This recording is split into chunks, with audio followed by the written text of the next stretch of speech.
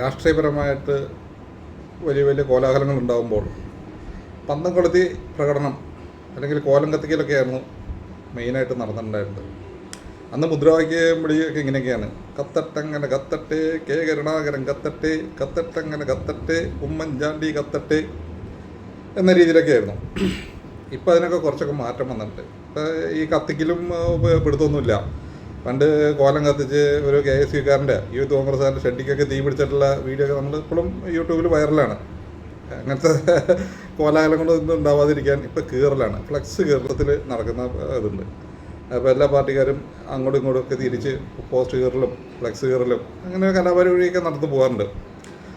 ഇത്ര നാൾ നടന്നിട്ടുള്ളത് എതിർ പാർട്ടിക്കാരൻ്റെ ഫ്ലെക്സ് കീറുക, പോസ്റ്റ് കീറുക, കരിവയിൽ തേക്കുക, അത് രഹസ്യമായിട്ടും പരസ്യമായിട്ടും കൊടിമരം മറിച്ചിടുക, ഇങ്ങനത്തെ കലാപരിപാടിയൊക്കെ നടന്നിട്ടുണ്ട്.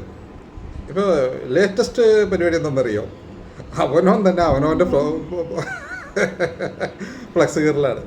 കോൺഗ്രസ്സുകാർ ഇപ്പോൾ ഓടി നടന്ന് ഫ്ലെക്സ് കീറുക. അതിനകത്ത് ഇയാളുടെ തല മാത്രം കണ്ടാൽ മതി.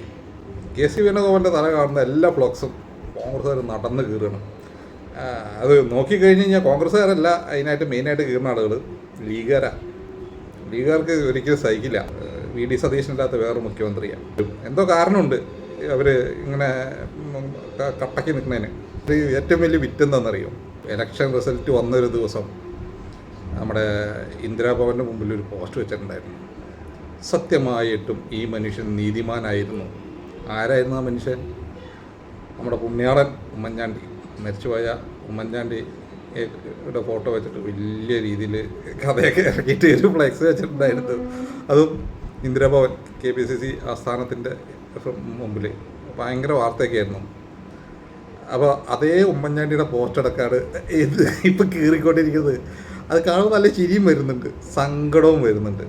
അപ്പോൾ ഇതിനെക്കുറിച്ച് നമ്മുടെ ഒരു കട്ട VD സതീശൻ്റെ അനുയായിയോട് ചോദിച്ചു, എന്താണപ്പോൾ ഇങ്ങനെയൊക്കെ കാണിക്കുന്നത്? ഉമ്മൻചാണ്ടി അല്ല ഏത് ആയാലും ഞങ്ങൾ കീറും, KC വേണുഗോപാലിൻ്റെ തല കണ്ടാൽ എന്നാണ് പറയണത്. എന്തായാലും വല്ലാത്ത ജാതി ടീമുകൾ തന്നെയാണ്. ഒരു കാര്യം വരെ സമ്മതിച്ചേ മതിയാവുള്ളൂ. പക്ഷേ അനുഭാവികൾക്കൊക്കെ ഒരു വിഷമമുണ്ടായിരുന്നു. ഓക്കെ, ഭരണം പോയി, വലിയ കുഴപ്പമില്ലാതെ, അതായത് ഏതൊരു മനുഷ്യൻ ചോദിച്ചു കഴിഞ്ഞാലും കുറ്റം പറയാത്ത, കമ്മ്യൂണിസ്റ്റുകാർ ആനെ പൂനാത് പറയുന്നുണ്ടെങ്കിലും കുറ്റം പറയാത്തൊരു ഭരണം കാഴ്ചവെച്ച ഒരു വ്യക്തിയുടെ ഭരണം അവസാനിപ്പിച്ചത് അതിന് ഒരു നീതികേടുണ്ട് എന്നുള്ള ഒരു ഇതുണ്ട്. കുത്തിയവർക്ക്, വോട്ട് മാറ്റി കുത്തിയവർക്ക് പോലും മനസ്സിലുണ്ടായിരുന്നു. അപ്പോൾ കമ്മികളെല്ലാം പറഞ്ഞിട്ടുണ്ടായിരുന്നത് ഒരു 6 മാസത്തിനുള്ളിൽ ഈ പറഞ്ഞ പോലെ ഈ പിണറായി വിജയനാണ് ഭേദം എന്ന് ഈ നാട്ടുകാർ തന്നെ തിരുത്തി പറയും എന്നെല്ലാം പറഞ്ഞു കിടന്നിട്ടുണ്ടായിരുന്നു. 5 ദിവസം കൊണ്ട് നമ്മുടെ കുഞ്ഞികൾ സാധിച്ചെടുത്തത്. എന്തായാലും 5 ദിവസം കഴിഞ്ഞിട്ടുള്ളൂ കേട്ടോ. ഇനി 5 വർഷം വേറെ പ്രത്യേകിച്ച് ഇതൊന്നും നടന്നില്ലെങ്കിൽ 5 വർഷം സഹിക്കണം.